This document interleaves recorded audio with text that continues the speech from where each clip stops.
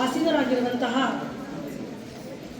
Doctor Shashidhar sir ಅವರೇ, doctor Siddaramaiah sir ಅವರೇ, ಹಾಗೂ ಪ್ರಾಂಶುಪಾಲರಾದಂತಹ ಉದಯ್ ಸರ್ ಅವರೇ, ತಯ್ಯೂಬ್ ಸರ್ ಅವರೇ, ಹಾಗೂ ರಂಗನಾಥ್ ಸರ್ ಅವರೇ, ಹಾಗೂ ಮಲ್ಲಪ್ಪನವರೇ, ಹಾಗೂ ಎಲ್ಲ ಶಿಕ್ಷಕ ವೃಂದದವರೇ ಹಾಗೂ ಮಕ್ಕಳೇ, ಈ ದಿನ 10ನೇ ತರಗತಿಯ ಮಕ್ಕಳಿಗೆ ಫೇರ್ವೆಲ್ ಪ್ರೋಗ್ರಾಮ್ ಅಂದರೆ ಬೀಳ್ಕೊಡುಗೆ ಕಾರ್ಯಕ್ರಮ, ಅದರ ಜೊತೆಗೆ ಶಾರದಾ ಪೂಜೆಯನ್ನು ಕೂಡ ಹಮ್ಮಿಕೊಂಡಿರುವುದು ನಿಜವಾಗ್ಲೂ ಸಹ ಅದು ಒಂದು ಸಾರ್ಥಕತೆ ಅಂತ ನಾನಾದರೂ ಭಾವಿಸಿದ್ದೇನೆ. ಈ ಒಂದು ಶಾರದಾ ಪೂಜೆ ಹಾಗೂ ಬೀಳ್ಕೊಡುಗೆ ಸಮಾರಂಭದಲ್ಲಿ ಕೆಲವೊಂದು ಮಾತುಗಳನ್ನು ಅಂದರೆ ನಿಮಗೆ ಅವಶ್ಯಕತೆ ಇರುವಂತಹ ಕೆಲವೊಂದು ಮಾತುಗಳನ್ನು ಆಡುವುದು ಕೂಡ ಅಷ್ಟೇ ಅವಶ್ಯಕತೆ ಅಂತ ನಾವಾದರೂ ಭಾವಿಸಿದ್ದೇವೆ. ಯಾಕಪ್ಪ ಅಂತ ಹೇಳಿದ್ರೆ, ಈಗ 10ನೇ ತರಗತಿಯವರೆಗೆ ಎಲ್ಲರೂ ಸಹ ತಮ್ಮ ತಮ್ಮ ಮನೆಗಳಲ್ಲಿರ್ತೀರಾ, ತಮ್ಮ ತಮ್ಮ ಪೋಷಕರ ಕಣ್ಗಾವಲಿನಲ್ಲಿರ್ತೀರಾ, ಹಾಗೆ ಶಿಕ್ಷಕರ ಕಣ್ಗಾವಲಿನಲ್ಲಿರ್ತೀರಾ. ಅಂದರೆ ನಿಮ್ಮ ಯಾವುದೇ ಸಣ್ಣ ಪುಟ್ಟ ತಪ್ಪುಗಳನ್ನು ಸಹ ಪೋಷಕರಾಗಿರ್ಬೋದು ಅಥವಾ ಶಿಕ್ಷಕರಾಗಿರ್ಬೋದು, ಹಾಗೆ ನೀವೆಲ್ಲ ಪರಿಚಯ ಇರುವ ಸಮಾಜ ಆಗಿರ್ಬೋದು ತಿದ್ದುತ್ತಾ ಬರುತ್ತೆ. ಆದರೆ 10ನೇ ತರಗತಿ ಮುಗಿದ ತಕ್ಷಣ ನಿಮಗೆಲ್ಲ ಏನನ್ಸ್ಬಿಡುತ್ತೆ, ಇಷ್ಟು ವರ್ಷ ಆಗಲೇ ಸಣ್ಣ ಪುಟ್ಟದಕ್ಕೂ ಬೈತಾ ಇರ್ತಾರಲ್ಲ, ಹೊರಗಡೆ ಹೋಗ್ಬಿಡ್ಬೇಕು, ಹೊರಗಡೆ ಹೋಗಿ ಸ್ವಲ್ಪ ದೂರದಲ್ಲಿ ಇದ್ವಿ ಅಂತಂದರೆ ನಾವು ನೆಮ್ಮದಿಯಾಗಿರ್ಬೋದು, ಆರಾಮಾಗಿರ್ಬೋದು, ಬೈಗುಳುಗಳು ತಪ್ಪಿಸ್ಕೊಂಡಿರ್ಬೋದು ಅನ್ನೋದು ತಮ್ಮಗಳ ಭಾವನೆ ಆಗಿರುತ್ತೆ ಅಷ್ಟೇ. ಆದರೆ ಅದು ನಿಮ್ಮ ಮುಂದಿನ ಜೀವನದ ಅಡಿಪಾಯ. ತಂದೆ ತಾಯಿಗಳ ಬೈಗಳಿರ್ಬೋದು, ಪೋಷಕರ ಹಾಗೂ ಶಿಕ್ಷಕರು ಅವ್ರು ಏನು ಒಳ್ಳೆಯ ಮಾತುಗಳನ್ನ ಹೇಳ್ತಾರೆ, ಅದು ನಮ್ಮ ಮುಂದಿನ ಜೀವನ ಅನ್ನೋದು ಯಾವಾಗ ಅರಿವಾಗುತ್ತೆ ಅಂತ ಹೇಳಿದ್ರೆ, ಏನಾದರೂ ಸ್ವಲ್ಪ ಜೀವನದಲ್ಲಿ ಹೆಚ್ಚು ಕಮ್ಮಿ ಆದಾಗ ಮಾತ್ರ ಅದು ವಿಷಯ ಗೊತ್ತಾಗುತ್ತೆ. ನೀವು 10ನೇ ತರಗತಿ ಮುಗೀತು ಅಂದ ತಕ್ಷಣವೇ ನನಗೀಗೆಲ್ಲ ಗೊತ್ತಾಗುತ್ತೆ, ನನಗೆಲ್ಲ ಅರ್ಥ ಆಗುತ್ತೆ, ನನಗೆ ಸರಿ ತಪ್ಪು ಕರೆಕ್ಟಾಗಿ ನನಗೆ ಗೊತ್ತಾಗುತ್ತೆ ಅನ್ನೋದು ತುಂಬ ತಪ್ಪು ಭಾವನೆ. ಯಾಕಪ್ಪ ಅಂತ ಹೇಳಿದ್ರೆ, ನಾವು 90% ಹೆಚ್ಚಿಗಾದಂಥ ಮಕ್ಕಳು ಹೊರಗಡೆ ಹೋಗಿ ನಾವೆಲ್ಲೆಲ್ಲೋ ಓದಬೇಕು ಅಂತ ಮಂಗಳೂರು, ಬೆಂಗಳೂರು, ಈಗ ಸುಮಾರು ಕಡೆ ಓದೋರು ನಾವು ನೋಡಿದ್ದೀವಿ. ಈ 2 ಬ್ಯಾಚ್ ಹಿಂದೆ ಹೋಗಿ ಅವರು ಹೋದ ವರ್ಷ ನೀಟ್ ಎಕ್ಸಾಮಲ್ಲಿ 90 ಎಬೋ ತೆಗೆದಿರೋರು ಕೂಡ 400 ಮಾರ್ಕ್ಸ್ಗಳನ್ನ ತೆಗೆದು ಅಲ್ಲಿವರೆಗೆ ಆಗಲೇ 6ರಿಂದ 10 ಲಕ್ಷ ಖರ್ಚು ಮಾಡಿದ್ದಾಗಿತ್ತು ಫಸ್ಟ್ PUಗೋಸ್ಕರ. ಅದಾದ ನಂತರ ಮತ್ತೆ ಲಾಂಗ್ ಟರ್ಮ್ ಅಂತ ಹೋಗಿ ಮತ್ತೆ ಒಂದು 3-4 ಲಕ್ಷ ವೇಸ್ಟ್ ಮಾಡಿ, ಅದಾದ ನಂತರ ಮತ್ತೆ ತಿಂಗಳಿಗೆ 20 ಲಕ್ಷ ಕೊಟ್ಟು 1 ಕೋಟಿ ಹತ್ತತ್ರ ಹೋಗಿರೋ ಮೆಡಿಕಲ್ ಸ್ಟೂಡೆಂಟ್ಸು ತುಂಬ ಜನ ಗೊತ್ತಿದ್ದಾರೆ. ಯಾಕೆಂದರೆ ನಿಮಗೆ ಲಾಸ್ಟ್ ಟೈಮ್ ನಾನು ಮೀಟಿಂಗ್ ತಗೊಂಡಾಗ ಸಾಮಾನ್ಯ 10th ಮಕ್ಕಳಿಗೆ ನಾನು ಹೇಳಿದೆ ಅನಿಸುತ್ತೆ, ಪ್ರತಿಯೊಬ್ಬರದು ಕೂಡ ಯಾರು 90 ಮೇಲೆ ತೆಗೆದಿದ್ರಲ್ಲ ಅವರೆಲ್ಲರ ಲಿಸ್ಟ್ಗಳನ್ನ ಇಟ್ಕೊಂಡು ನಾನು ನಿಮಗೆ ಹೇಳಿದೆ ಯಾರ್ಯಾರು ಎಷ್ಟೆಷ್ಟು ನೀಟ್ ರ್ಯಾಂಕಿಂಗ್ ತೆಗೆದಿದ್ದಾರೆ ಅಂತ.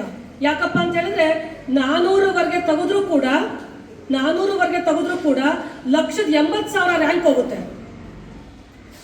ಹಾಗಾಗಿ 450 ಯಾರು ದಾಟಿರಲಿಲ್ಲ, ಮತ್ತೆ 3-4 ಲಕ್ಷ ಕೊಟ್ಟು ಮತ್ತೆ ಹೋದ್ರು, ಮತ್ತೆ ಕೆಲವೊಬ್ಬರೆಲ್ಲ ಹಂಗೆ ಇಂಜಿನಿಯರ್ ಸೇರ್ಕೊಂಡ್ರು. ಹಾಗೆ ಇಂಜಿನಿಯರ್ಗೆ ನಾವು ನಾರ್ಮಲ್ ಕಾಲೇಜ್ಗೆ ಹೋಗಬೇಕು ಅಂತ ಅನ್ನೋ ಥರ ಇದ್ದಿದ್ರೆ ಯಾಕೆ ತಂದೆ ತಾಯಿ ಜೊತೆ 2 ವರ್ಷ ಇರೋದಕ್ಕೆ ನಿಮಗೆ ಬೇಜಾರು ಯಾಕೆ? ಈಗ PUC ಹೊರಗಡೆ ಹೋಗಬೇಕು ಅಂತಂದರೆ ಅಪ್ಪ ಅಮ್ಮ ಕೂಡಿಟ್ಟ 10 ಲಕ್ಷ ಬೇಕು. ಕಡಿಮೆ ಅಂದರೆ 6 ಲಕ್ಷ ಹೊರಗಡೆ ಹೋಗಿ ಓದ್ತೀನಿ ಅಂತಂದರೆ, ಕಡಿಮೆ ಅಂದರೆ 6 ಲಕ್ಷ ಬೇಕು. ಆದರೆ ಮನೆಯಲ್ಲಿ ತಂದೆ ತಾಯಿ ಬೇಡ. ಯಾಕೆ ಈ ಮನೋಭಾವ ತಾಳ್ತಿದ್ದೀರಾ ಮಕ್ಕಳು ಅನ್ನೋದು ನಂಗೆ ನಿಜವಾಗ್ಲೂ ಗೊತ್ತಾಗ್ತಾ ಇಲ್ಲ. ನಿಮ್ಮ ಒಳ್ಳೆಯದಕ್ಕೆ, ನಿಮ್ಮ ಮುಂದಿನ ಜೀವನ ಚೆನ್ನಾಗಿರಬೇಕು ಅನ್ನೋದಕ್ಕೋಸ್ಕರ ತಂದೆ ತಾಯಿ ನಿಮ್ಮನ್ನ ತಿದ್ದುತ್ತಾ ಹೋಗ್ತಾ ಇದ್ದಾರೆ. ನಮ್ಮಲ್ಲಿ ನೀವು ಹೊರಗಡೆ ಹೋದಾಗ ನಿಮಗೆ ಯಾವ ರೀತಿ ಎಜುಕೇಷನ್ ಸಿಗುತ್ತೆ, ಅದಕ್ಕೆ ಒಂಚಿತ್ತೂ ಕೂಡ ಕಡಿಮೆ 1% ಕೂಡ ಕಡಿಮೆ ಇಲ್ಲದೆ ಇರೋ ಥರ ಎಜುಕೇಷನ್ ವಿದ್ಯಾವಾರ್ಧಿ ಇಂಡಿಪೆಂಡೆಂಟ್ PU ಕಾಲೇಜ್ನಲ್ಲಿ ಸಿಗ್ತಾ ಇದೆ. ವಾರಕ್ಕೊಮ್ಮೆ ನೀಟ್ ಎಕ್ಸಾಮ್ ಮಾಡ್ತಾ ಇದ್ದಾರೆ, ವಾರಕ್ಕೊಮ್ಮೆ ಬೋರ್ಡ್ ಎಕ್ಸಾಮ್ ಮಾಡ್ತಾ ಇದ್ದಾರೆ, ಹಾಗೆ ಪ್ರತಿ ಎಕ್ಸಾಮ್ ಆದಮೇಲೆ ಎರರ್ ಬುಕ್ ಬರೆಸ್ತಾ ಇದ್ದಾರೆ, ಹಾಗೆ ಪ್ರತಿ ದಿನದ ಎಕ್ಸಾಮು ಅದು ಲಾಂಗ್ ಟರ್ಮ್ವರೆಗೆ ಮಾತ್ರ ಮಾಡ್ತಾರೆ. ಪ್ರತಿದಿನದ ಎಕ್ಸಾಮು ಅದನ್ನೂ ಕೂಡ ಮಾಡ್ತಾ ಇದ್ದಾರೆ ಕಾಲೇಜ್ನಲ್ಲಿ. ಹಾಗಿದ್ದಾಗಲೂ ಸಹ ನೀವು ಹೊರಗಡೆ ಹೋಗಬೇಕು ಅಂತಂದರೆ, ಈಗಾಗಲೇ ಎಷ್ಟೋ ಜನ ಮಕ್ಕಳು ಫಸ್ಟ್ PU ಹೊರಗಡೆ ಹೋಗಿರೋರು ಸೆಕೆಂಡ್ PUಗೆ ಚೇಂಜ್ ಆಫ್ ಕಾಲೇಜ್ ತೊಗೊಂಡು ಮತ್ತೆ ಇಲ್ಲಿಗೆ ಬರ್ತೀವಿ ಅಂತ ಹೇಳ್ತಾ ಇದ್ದಾರೆ. ಕೆಲವೊಂದು ಸತಿ ಊಟ ಸರಿ ಹೋಗದೆ ಇರ್ಬೋದು, ಕೆಲವೊಂದು ಸತಿ ಅವ್ರಿಗೆ ಉಳ್ಕೊಳ್ಳೋ ವ್ಯವಸ್ಥೆ ಸರಿ ಆಗದೆ ಇರ್ಬೋದು. ಓದೋವಂಥ ಮಕ್ಕಳಿಗೆ ಬೇರೆ ಕಡೆ ದೊಡ್ಡ 1000 ಜನ 2000 ಜನ ಇರೋ ಇನ್ಸ್ಟಿಟ್ಯೂಷನ್ಗೆ ಹೋದ್ರಿ ಅಂತ ಹೇಳಿದ್ರೆ ನಿಮ್ಗಿರೋ ಡೌಟ್ನ ಕ್ಲಾರಿಫೈ ಮಾಡ್ಕೋಬೇಕು ಅಂತಂದರೆ ಕಡಿಮೆ ಅಂದರೆ ಒಂದು 50 ಜನ ನಿಂತಿರೋ ಕ್ಯೂನಲ್ಲಿ ನಿಂತ್ಕೋಬೇಕು. ಯಾರೂ ಸಹ ಸೀನಿಯರ್ ಲೆಕ್ಚರರ್ಸ್ ಅಲ್ಲಿ ಕೂತು ನಿಮ್ಮ ಡೌಟ್ಗಳನ್ನ ಸಾಲ್ವ್ ಮಾಡಲ್ಲ. ಅಲ್ಲೆಲ್ಲ ಜೂನಿಯರ್ ಲೆಕ್ಚರರ್ಸ್ನ ಕೂರಿಸಿರ್ತಾರೆ. ಆಗ ಅವ್ರಿಗೂ ಆನ್ಸರ್ ಗೊತ್ತಿಲ್ಲದೆ ಅವ್ರು ಎಷ್ಟೋ ಜನ ಮತ್ತೆ ಮೊಬೈಲ್ ತೆಗೆದು ನೋಡ್ಕೊಳ್ಳೋದಕ್ಕೆ ಎಷ್ಟೋ ಸಮಯ ಬೇಕಾಗುತ್ತೆ. ಸೊ ಹಾಗಾಗಿ ನಮ್ಗೆ ಆದಿತ್ಯ ಹೋದ ವರ್ಷ ನೀಟಲ್ಲಿ ಸೆಲೆಕ್ಟ್ ಆಗಿ ಕೇವಲ 60,000 ಫೀಸ್ನ ಕಟ್ಟಿ ಮೆಡಿಕಲ್ ಸೀಟ್ ತಗೊಂಡಿರೋ ಆದಿತ್ಯ ಕೂಡ ಬೇರೆ ಕಾಲೇಜಲ್ಲಿ ಅಡ್ಮಿಷನ್ ಆಗಿ ಕೇವಲ 15 ದಿನದೊಳಗೆ ವಾಪಸ್ ಬಂದ ಅವನು. ಡೇ ಒನ್ನಿಂದ ನಮ್ಮ ಕಾಲೇಜ್ನಲ್ಲೇ ಓದೋ ರೀತಿ ಅವ್ನಿಗೆ ಅನುಕೂಲ ಆಯಿತು. ಹಾಗಾಗಿ ಓದೋವಂಥ ಮಕ್ಕಳು ತುಂಬ ಇದ್ದೀರಾ. ಆದರೆ ಇಲ್ಲಿ ಏನು ತಪ್ಪಾಗ್ತಿದೆ ಅಂತಂದರೆ, ನಾನು 95 ತೆಗೆದ ತಕ್ಷಣ ಇಲ್ಲ ನಾನು ತುಮಕೂರಿಗೆ ಹೋಗಬೇಕು ಅಥವಾ ಬೆಂಗಳೂರಿಗೆ ಹೋಗಬೇಕು ಅಥವಾ ದಾವಣಗೆರೆ ಹೋಗಬೇಕು, ಹೀಗೆ ಹೋಗೋಂಥ ಮಕ್ಕಳ ಸಂಖ್ಯೆ ಜಾಸ್ತಿ ಆಗ್ತಾ ಇದೆ. ಚೆನ್ನಾಗಿ ಓದೋರಿಗೆ ಏನು ಬೇಕು? ಬುಕ್ ಬೇಕು, ಲೆಕ್ಚರರ್ಸ್ ಬೇಕು. ಬುಕ್ ಅಂತೂ ಎಲ್ಲ ಕಡೆ ಬಂದೇ ಇರುತ್ತೆ. ಎಕ್ಸಾಮ್ ಪ್ಯಾಟ್ರನ್ ಕೂಡ ನಾವು ಏನು ಇವಾಗ ಮಂಗಳೂರು ಬೆಂಗಳೂರಲ್ಲೆಲ್ಲ ಯಾವುದು ಎಕ್ಸಾಮ್ ಪ್ಯಾಟ್ರನ್ ಯೂಸ್ ಮಾಡ್ತಿರಲ್ಲ, ನಾವು ಅದೇ ಪ್ಯಾಟ್ರನ್ ಯೂಸ್ ಮಾಡ್ತಿದ್ದೀವಿ. ನಿಮ್ಗೆ ಇನ್ನೊಂದು ಲಕ್ಕ ಅಂದರೆ ನಿಮಗೆ ಸೀನಿಯರ್ ಲೆಕ್ಚರರ್ಸ್ನ ಕೂಡ ಕೊಡ್ತಾ ಇದ್ದೀವಿ. ನಿಮ್ಮ ಡೌಟ್ಸ್ ಕ್ಲಾರಿಫೈಗೂ ಸೀನಿಯರ್ ಲೆಕ್ಚರರ್ಸೇ ಇರ್ತಾರೆ. ಸೊ ಹಾಗಿದ್ದಾಗ ಒಂದು ತೊಂದರೆ ಏನಾಗುತ್ತೆ ಅಂತಂದರೆ, ನಿಮ್ಮ ಅಪ್ಪ ಅಮ್ಮ ಅಲ್ಲಿರಲ್ಲ. ಸೊ ನೀವೇನಾದ್ರು ತಪ್ಪು ಮಾಡಿದ್ರೆ ಯಾರೂ ಬೈಯೋರಿರಲ್ಲ. ಅದೊಂದೇ ಚೇಂಜ್ ಆಗುತ್ತೆ ಬಿಟ್ಬಿಟ್ರೆ ಬೇರೆ ಇನ್ನೇನು ಚೇಂಜ್ ಆಗಲ್ಲ. ಸುಮ್ಮನೆ ಅಪ್ಪ ಅಮ್ಮನ ಹತ್ರ ಹೋಗಿ ನಿಮ್ಮ ಹತ್ರ ಇಷ್ಟು ವರ್ಷ ಇದ್ದು ಬೇಜಾರಾಯಿತು, ನಾವು ಹೊರಗಡೆ ಹೋಗಬೇಕು ಅಂದರೆ ಎಲ್ಲಿ ಬೈಕೋತಾರೋ ಅಂತ ಹೇಳ್ಬಿಟ್ಟು ಅದೇ ಕ್ಯಾಂಪಸ್ಸು ತುಂಬ ವರ್ಷ ಆಯಿತು, 10 ವರ್ಷ ಆಯಿತು, ನಾವು ಬೇರೆ ಕಡೆ ಹೋಗ್ತೀವಿ ಅಂತ ಹೇಳ್ತೀರಾ. ಆದರೆ ನೀವಲ್ಲಿ ಫೇಲ್ಯೂರ್ ಆಗಿ ಬಂದಮೇಲೆ ಅಪ್ಪ ಅಮ್ಮ ನಿಮ್ಮನ್ನು ಮನೆಯಿಂದ ಹೊರಗೆ ಹಾಕಲ್ಲ. ಈಗೇನು ನೀವು ಹೊರಗೆ ಹೋಗೋಕೆ ರೆಡಿಯಾಗಿದ್ದೀರಾ, ನೀವಲ್ಲಿ ಫೇಲ್ ಆಗಿ ಮತ್ತೆ ಅಂದರೆ ಫೇಲ್ಯೂರ್ ಅಂದರೆ ನಿಮ್ಗೆ ಬಯಸಿದಷ್ಟು ಅಂಕ ಬರದೆ ಮತ್ತೆ ವಾಪಸ್ ಬಂದಾಗ ತಂದೆ ತಾಯಿಗಳು ಯಾರು ನಿಮ್ಮನ್ನು ದೂರ ಹಾಕಲ್ಲ. ತಂದೆ ತಾಯಿಗಳು ಮತ್ತೆ ನಿಮ್ಮನ್ನು ಒಳಗೆ ಕರ್ಕೊಂಡು, ಆಯಿತು ಇನ್ನೊಂದು 5 ಲಕ್ಷ ಬೇಕಾ ಲಾಂಗ್ ಟರ್ಮ್ಗೆ, ಆಯಿತು ತಗೋ, ಇನ್ನು 5 ಲಕ್ಷ ಕೊಡ್ತೇವೆ, ಮತ್ತೆ ಹೋಗಿ ಹೊರಗಡೆ ಹೋಗು. ಮತ್ತೆ ಆಗಿಲ್ವಾ? ಹೌದಾ, ಪರವಾಗಿಲ್ಲ, ನಾನು ಈಗ ಒಂದು 10 ವರ್ಷದಿಂದ ಪ್ರತಿದಿನ ಕೆಲಸ ಮಾಡಿ ಕೂಡಿಟ್ಟಿರೋದು 1 ಕೋಟಿ ಕೂಡಿಟ್ಟಿದ್ದೀನಿ, ಪರವಾಗಿಲ್ಲ, ತಗೊಂಡು ಮತ್ತೆ ಹೋಗಿ ಮೆಡಿಕಲ್ ಮಾಡು. ಇಂಥ ಒಳ್ಳೆ ತಂದೆ ತಾಯಿಗಳನ್ನ ಇಟ್ಕೊಂಡು ಯಾಕೆ ದೂರ ಹೋಗೋಂತ ಯೋಚನೆ ಮಾಡ್ತೀರಾ? ಒಮ್ಮೆ ಯೋಚಿಸಿ, ಸರಿಯಾದ ನಿರ್ಧಾರ ತಗೊಳ್ಳಿ. ನಿಮ್ಗಾಗಲೇ ಗೊತ್ತಿದೆ ಇವಾಗೆಲ್ಲ ಹೇಗಿದ್ದಾರೆ ಅಂತಂದರೆ, ಹೊರಗಡೆ ಸಮಾಜ ಚೆನ್ನಾಗಿ ಮಾತಾಡಿಕೊಂಡು ಹೆಂಗೆ ಮಕ್ಕಳನ್ನ ಬುಟ್ಟಿಗೆ ಹಾಕೋಬಹುದು ಅನ್ನೋದನ್ನ ತುಂಬ ಚೆನ್ನಾಗಿ ಗೊತ್ತಿದೆ. ತುಂಬ ಜನ ಹೆಣ್ಮಕ್ಳು ಅದನ್ನೆಲ್ಲ ಅನುಭವಿಸಿದ್ದಾರೆ. ಇಲ್ಲಿ ಬೈತಾ ಇರ್ತಾರೆ, ತಕ್ಷಣ ಹೊರಗಡೆ ಹೋದ ತಕ್ಷಣ ಯಾರೋ ಒಬ್ರು ಚೆನ್ನಾಗಿ ಮಾತಾಡೋಂಥವ್ರು ಸಿಕ್ಬಿಡ್ತಾರೆ. ಹಾಗೇ ಮಾತಾಡ್ಕೊಂಡು ಅವ್ರು ಬೇಕಾದ್ರೆ ಇಲ್ಲೇ ನಾವು ಕೂಲಿ ಕೆಲಸ ಮಾಡ್ಕೊಳ್ತಿದ್ರು ಚಿಂತೆ ಇಲ್ಲ, ನಿಮ್ಮ ಜೀವನಗಳು ಹಾಳಾಗ್ತವೆ. ಹಾಗೆ ಡ್ರಗ್ಸ್ ಅನ್ನೋದು ಎಷ್ಟು ಜಾಸ್ತಿ ಆಗಿದೆ ಅಂತಂದರೆ, ಶಾಲಾ ಕಾಲೇಜುಗಳ ಪಕ್ಕ ಇರುವಂತಹ ಪೆಟ್ಟಿಗೆ ಅಂಗಡಿಗಳಲ್ಲಿ ಚಾಕ್ಲೇಟ್ ಒಳಗೂ ಕೂಡ ಡ್ರಗ್ಸ್ ಹಾಕಿ ಕೊಡ್ತಾ ಇದ್ದಾರೆ. ಇಂತಹ ಕಾಲದಲ್ಲಿ ಯಾಕೆ ಮನೆಯಲ್ಲಿ ಅಚ್ಚುಕಟ್ಟಾಗಿ ಅಮ್ಮ ಅಪ್ಪ ಮಾಡಿದ ಊಟ ತಿಂದು ಅವ್ರಗಳ ಜೊತೆ ಬೆಳೀತಾ ಅವರ ಪ್ರೀತಿಯನ್ನು ಪಡಿತಾ ಇರಬಾರ್ದು ಅನ್ನೋದು ನನ್ನ ಅಭಿಪ್ರಾಯ.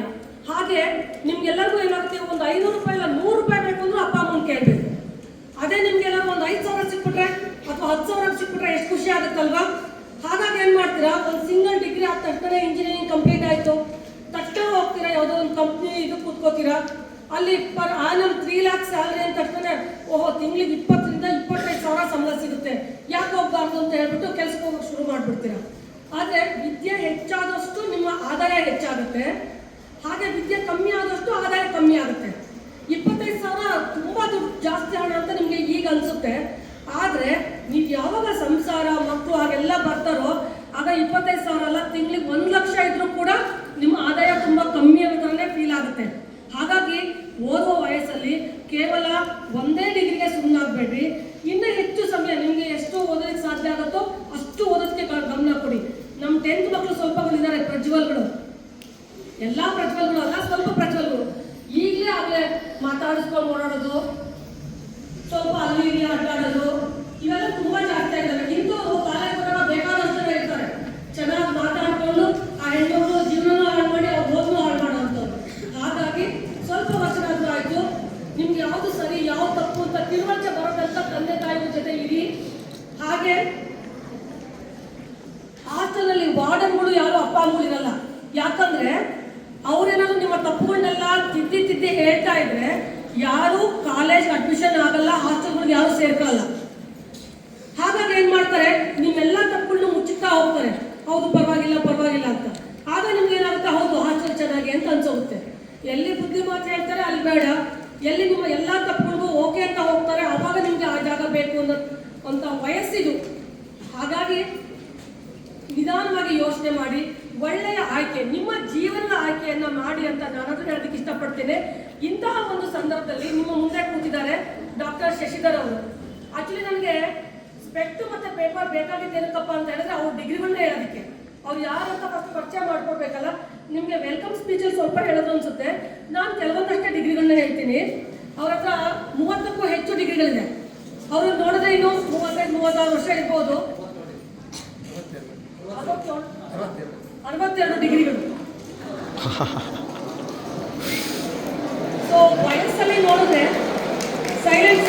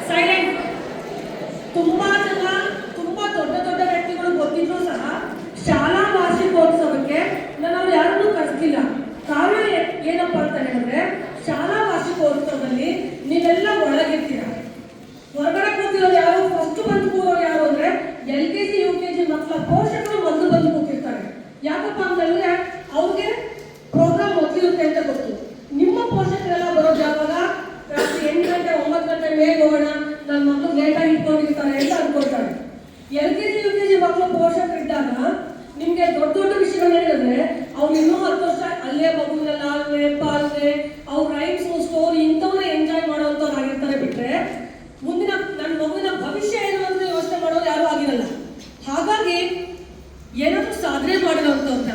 ನೀವು ಮುಂದೆ ಸಾಧನೆ ಮಾಡಬೇಕು ಅಂತಂದ್ರೆ ಯಾರು ಬೇಕು ಅವ್ರನ್ನ ಕರೆಸಿ ನಿಮ್ಮ ಮುಂದೆ ಅವ್ರ ಸ್ಪೀಚ್ ಕೊಡಿಸಿದ್ವಿ ಅಂತಂದ್ರೆ ನಿಮ್ಮ ಜೀವನಕ್ಕೂ ಎಲ್ಲ ಒಂದು ದಾರಿದೀಪ ಆಗುತ್ತೆ ಅನ್ನೋದು ನನ್ನ ಉದ್ದೇಶ ಆಗಿತ್ತು.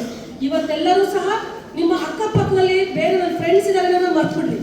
ನಮ್ಮ ಎದುರಿಗೆ 60ಕ್ಕೂ ಹೆಚ್ಚು ಡಿಗ್ರಿ ಮಾಡಿರುವಂತಹ ವ್ಯಕ್ತಿ ಇದ್ದಾರೆ. ಅವರಿಂದ ಕೆಲವೊಂದು ನಾಲೆಜ್ ತಗೊಳ್ಳೋಣ. ಅವ್ರಿಗೆ ಹೆಂಗ್ ಸಾಧ್ಯ ಆಯಿತು ಇಷ್ಟು ಕಡಿಮೆ ಸಮಯನ ಅಷ್ಟು ಒಳ್ಳೆ ರೀತಿ ಉಪಯೋಗಿಸೋದಕ್ಕೆ ಹೇಗೆ ಸಾಧ್ಯ ಆಯಿತು? ನಿಮ್ಮ ಕಣ್ಣುಗಳು ನಿಮ್ಮ ಮನಸ್ಸು ಪೂರ್ತಿ ಶಶಿಧರ್ ಅವ್ರ ಕಡೆ ಇರಬೇಕು ಅಂತ ನಾನು ಕೇಳ್ಕೊಳ್ತೇನೆ. ಅವರು ಡಾಕ್ಟರ್ ಶಶಿಧರ್ ಅವರು BE ಆಗಿದೆ, MTech ಆಗಿದೆ, PhD ಆಗಿದೆ, MSc ಎನ್ವೈರನ್ಮೆಂಟ್ ಸೈನ್ಸ್ ಆಗಿದೆ, MA ಪೊಲಿಟಿಕಲ್ ಸೈನ್ಸ್ ಆಗಿದೆ, MA ಜರ್ನಲಿಸಮ್ ಆಗಿದೆ, MCom ಆಗಿದೆ, MBA ಆಗಿದೆ, SDCM ಆಗಿದೆ. ಹಾಗೆ ಇನ್ನೂ ಅನೇಕ ಡಿಗ್ರಿಗಳಿದೆ. ಅದನ್ನ ಅವರೇ ನಿಮ್ಮ ಹತ್ರ ಹೇಳ್ಕೊಳ್ತಾರೆ. ಹಾಗೆ IAS ಅನ್ನೋದು ಒಂಥರ ಗಗನ ಕುಸುಮ ಅಲ್ವಾ? ನನಗೆ ತುಂಬಾ ಆಸೆ ಇದೆ. ನಮ್ಮ ಸ್ಟೂಡೆಂಟ್ಸ್ ಯಾರಾದ್ರೂ ಒಬ್ರು ಈಗಾಗಲೇ ಇಂಜಿನಿಯರ್ ಆಗಿದ್ದಾರೆ. ಹಾಗೆ ಇಂಜಿನಿಯರ್ಸ್ಗಳು ಎಷ್ಟೋ ಥರ ಇಂಜಿನಿಯರ್ಸ್ ಇದೆ, ಎಲ್ಲದಕ್ಕೂ ಜಾಯ್ನ್ ಆಗಿದ್ದಾಗಿದೆ. ಹಾಗೆ ಡಾಕ್ಟರ್ಗಳಾಗಿದ್ದಾರೆ, ಬೇರೆ ಬೇರೆ ಸ್ಪೆಷಲೈಸೇಷನ್ ಮಾಡ್ಕೊಂಡಿದ್ದೀರಾ. IAS ಆಗಿ ಯಾರಾದರೂ ಒಬ್ರು ನಮ್ಮ ಡಿಸ್ಟಿಕ್ಕಿಗೆ DC ಆಗಿ ಬಂದರೆ ಎಷ್ಟು ಚೆನ್ನಾಗಿರುತ್ತಲ್ವ ಅನ್ನೋದು ನನ್ನ ಕನಸು. ನಿಮ್ಮ ಎದುರಿಗೆ ಕೂತಿರೋಂಥವರು ಶಶಿಧರ್ ಅವರು IAS ಪ್ರಿಲಿಮ್ಸ್ ಕೂಡ ಆಗಿ ಜೊತೆಗೆ ಮೇನ್ಸ್ ಕೂಡ ಆಗಿದೆ ಅವ್ರದ್ದು. ಅಂತಹ ವ್ಯಕ್ತಿ ನಿಮ್ಮ ಮುಂದೆ ಕೂತಿದ್ದಾರೆ. ನೀವೆಲ್ಲರೂ ಸಹ ಯಾರು ಪಕ್ಕದವ್ರನ್ನ ಮಾತಾಡಿಸ್ದೆ ನಿಮ್ಮ ಕಣ್ಣು ನಿಮ್ಮ ಮನಸ್ಸು ಶಶಿಧರ್ ಅವರ ಮಾತಿನ ಮೇಲೆ ಇರಬೇಕು ಅಂತ ಕೇಳ್ಕೊಳ್ತಾ 2 ಮಾತನಾಡಲು ಅವಕಾಶ ಕೊಟ್ಟಂತಹ ತಮ್ಮೆಲ್ಲರಿಗೂ ವಂದಿಸ್ತಾ ನನ್ನ ಮಾತುಗಳನ್ನ ಮುಗಿಸ್ತೇನೆ. ಜೈ ಹಿಂದ್, ಜೈ ಕರ್ನಾಟಕ.